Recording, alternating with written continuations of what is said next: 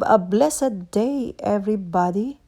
This is Mommy JD again.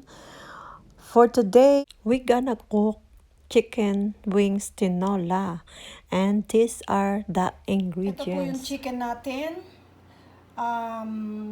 Chicken wings kasi favorite po ito ni Maria. Spinach.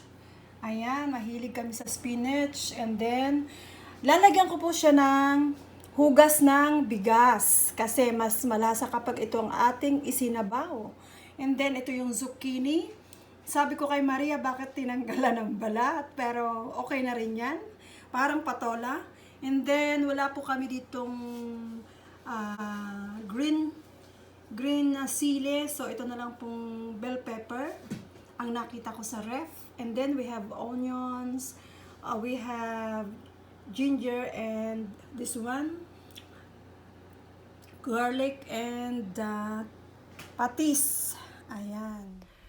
After heating the pan or casserole, put the cooking oil.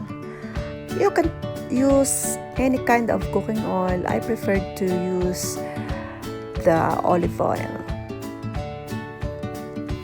And then after that, we will put the ginger. I prefer to put the ginger first before the garlic and onions. Saute the ginger until it turns to light brown. And then after that, we will put the garlic and the onions, of course. You can use any kind of onions, red, yellow, white, scallions. Saute it very well so that it will make your tinola taste good. And then after that, we're gonna put 1 piece of chicken cubes. I don't put veggie or chicken broth. I just put 1 piece of chicken cubes as my condiments or pampalasa. Then saute it until the chicken cubes get dissolved with the juice of onions, garlic, and ginger. Then after that, that's the time that we're gonna put the chicken wings. Then we need to make it haluing mabuti. So para po yung lasa ng mga onions na yan ay manuot sa kaloob-looban ng ating chicken. We need to make sangkutya. You know the sangkutya is, kailangan mo isangkutya yung manok mo to make it more malasa or tastier. And then after that, kailangan natin siyang takipan muli and then pakuluan ng another 2 to 5 minutes again.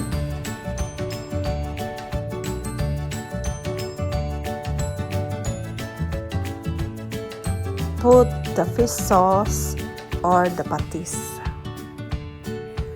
Saute the chicken with the fish sauce so that it will make more better taste. After sauteing the chicken for 1 to 2 minutes, pour the rice wash or hugas bigas and let it simmer just like 5 to 8 minutes. After 5 minutes, check your chicken if it's cooked already. I don't put salt to my chicken until it's cooked already. It's because if you will add salt before you cook the chicken, it makes the chicken hard and rubberized. And then put black pepper. You can put any black pepper you preferred. You can put ground like what I did. You can put crushed or whole black pepper. It's up to you.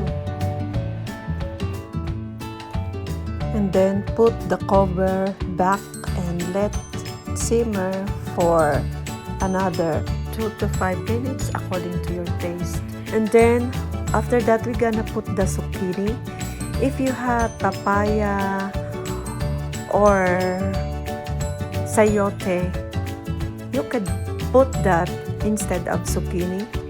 And then we're gonna put the bell pepper, or if you have green pepper. And then let it simmer for another 1 minute. Just a minute, guys, because madaling maluto ang zucchini and the bell pepper. Pampabango lang naman ang bell pepper. After food tasting, that's the time that I gonna put the last ingredients, which is spinach. I don't want my spinach get overcooked, that's why I will turn off the stove so to avoid overcook my spinach. Any kind of green leafy vegetables, guys, we don't need to let it overcook kasi mawawalan ng sustansya. So ito na. Ayan guys, umuusok-usok pa ang aking chicken wings tinola with spinach and zucchini. Dahil wala kaming, what you call this, Maria? Sayote, wala kaming papaya, wala kaming talbos ng sili dito. So, naging creative na lang po si Mami JD para at least makakain kami ng tinola. So, guys, we need to go and eat now. Bye-bye! Mwah! Mwah!